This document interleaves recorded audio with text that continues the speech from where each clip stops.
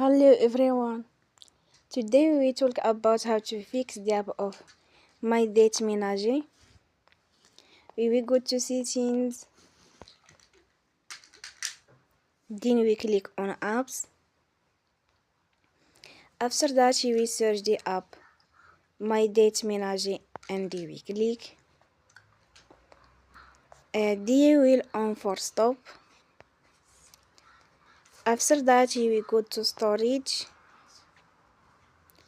Then we click on clear cache.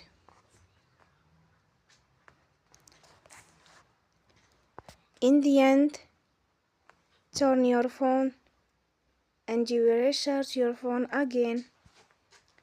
Don't forget to support us by like and subscribe.